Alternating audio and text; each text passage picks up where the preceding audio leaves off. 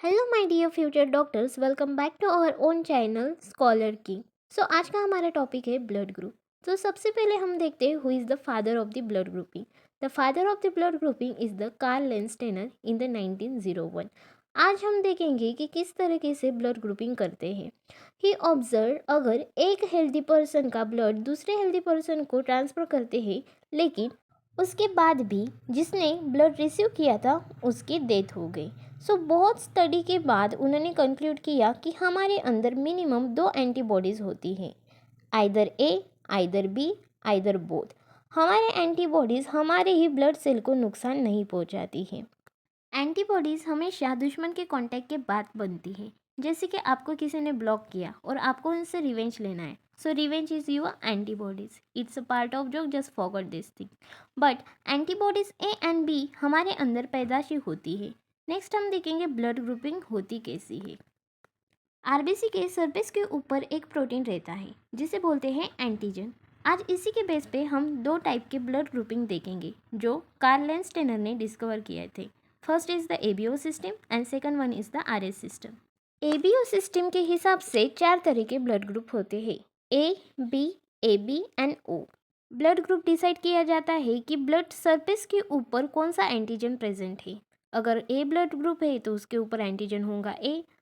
अगर B blood group है तो उसके ऊपर एंटीजन होगा बी। अगर ए बी ब्लड ग्रुप है तो उसके ऊपर एंटीजन होगा A and B both.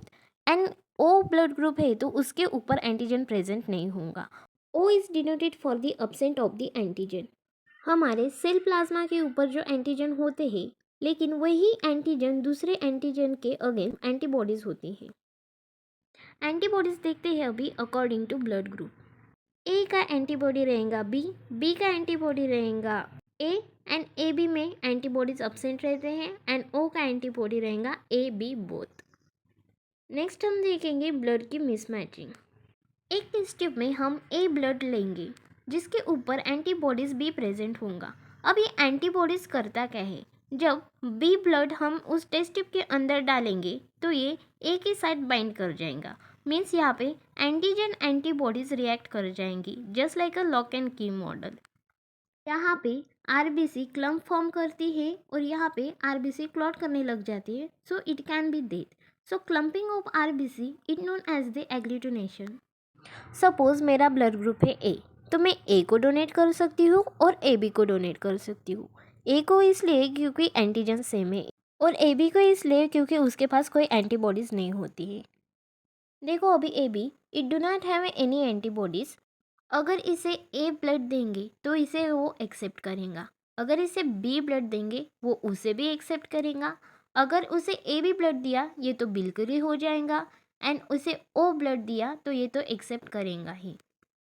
That's why A B called as the universal acceptor. Next हम देखेंगे R S system of blood grouping. Here R S stand for rhesus monkey. Monkey से याद आया वो तो आप भी हो।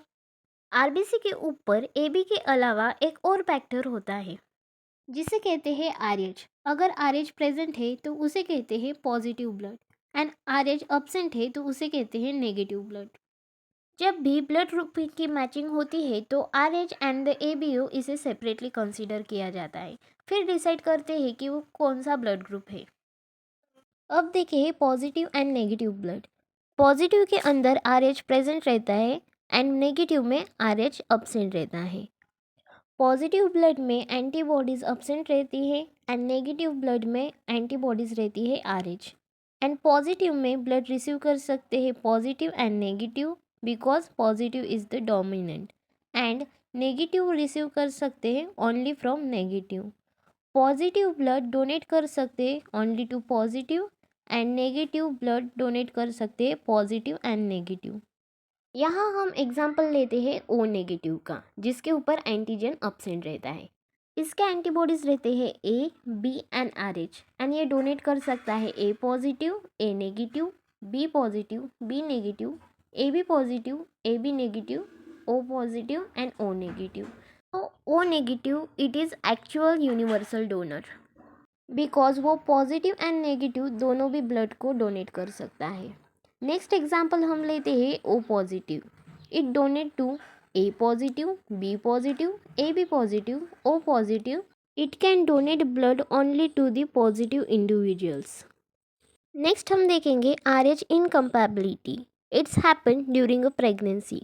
फर्स्ट हम देखेंगे मदर एंड फादर के ब्लड ग्रुप से बेबी का ब्लड ग्रुप क्या होगा. अगर मदर पॉजिटिव है एंड फादर पॉजिटिव है तो बेबी भी पॉजिटिव होगा. अगर मदर नेगेटिव है एंड फादर नेगेटिव है तो बेबी नेगेटिव होगा. अगर मदर पॉजिटिव है एंड फादर नेगेटिव है तो बेबी पॉजिटिव होगा. कोई भी एक पॉजिटिव होने से बेबी पॉजिटिव होता है. Cause positive is dominant. अगर मदर नेगेटिव है एंड फादर पॉजिटिव है तो बेबी होगा पॉजिटिव. लेकिन यहाँ पे प्रॉब्लम आती है बिकॉज मदर नेगेटिव है एंड बेबी पॉजिटिव है. यहाँ बेबी और मदर का ब्लड कंपैटिबल नहीं रहता. It leads to erythroblastosis fetalis. It also known as the haemolytic disease of newborn, जहाँ पे आरबीसी डिस्ट्रॉय होते हैं. यहाँ पे प्लासेंटा RH नेगेटिव होता है बट फीटस RH पॉजिटिव होता है. इन दोनों के बीच में डेवलपमेंट प्लासेंटा थ्रू होता है. प्लासेंटा के अंदर दोनों की भी ब्लड वेसल पास पास में होती है पर कैपिलरीज सेपरेट होती है. दे लाइज वेरी क्लोज. कैपिलरी की वॉल इतनी थीन रहती है कि वहाँ पे गैस एक्सचेंज होती है, न्यूट्रिएंट एंड वेस्ट का ट्रांसपोर्ट होता रहता है पर ब्लड कांटेक्ट में नहीं आते. अब हम देखते हैं फर्स्ट प्रेगनेंसी में क्या होता है.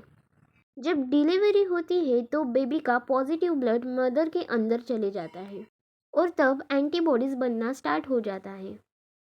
ब्लड ग्रुप के एंटीबॉडीज ड्यूरिंग बर्थ रहते हैं पर यहाँ पे RH बाद में बनेगा. अगर मैं RH नेगेटिव हूँ और मुझ में RH पॉजिटिव ब्लड डाला तो मुझ में एकदम से कुछ नहीं होगा, लेकिन धीरे धीरे एंटीबॉडीज़ का नंबर इंक्रीज होते जाएगा. जब फर्स्ट टाइम एंटीबॉडीज़ बनेंगी वो होती है IgM, जो कि सबसे बड़ी एंटीबॉडीज़ होती है जो प्लासेंटा को क्रॉस नहीं करेगा. तो फर्स्ट प्रेगनेंसी नॉर्मल होंगी एंड सेकंड प्रेगनेंसी में it result in the death birth, steel birth. Second इसमें जो एंटीबॉडीज़ बनेंगी वो होंगी IgG, जो कि सबसे छोटी एंटीबॉडीज़ होंगी एंड इजीली प्लासेंटा को क्रॉस करेंगी. ये प्लासेंटा के अंदर जाके फीटस के आरबीसी पे अटैक करेंगी और आरबीसी को डिस्ट्रॉय करेंगी. इससे बेबी को होगा severe anaemia and severe jaundice. Next हम देखेंगे coagulation of the blood, where the liquid blood convert into the semi solid. जब हमें इंजरी होती है तो वहाँ पे प्लेटलेट्स का मेजर रोल होता है which prevent the blood loss. Platelet जो होती है वो इरेगुलर इन शेप होती है. We already seen in the component. Irregular की वजह से वो एक दूसरे के साथ इंटेंगल हो सकती है. ये चिपक जाते हैं and they are try to close our injury site. फिर वहाँ पे टेम्परेरी क्लॉटिंग होती है बाय द एग्लूटिनेशन. अब देखते हैं परमानेंट क्लॉट फॉर्मेशन. तो परमानेंट क्लॉट फॉर्मेशन होता है हमारे ब्लड के अंदर हेपेरिन है जो क्लॉटिंग नहीं होने देगा. उसके अंदर एंटीकोआगुलेशन प्रॉपर्टीज रहती है.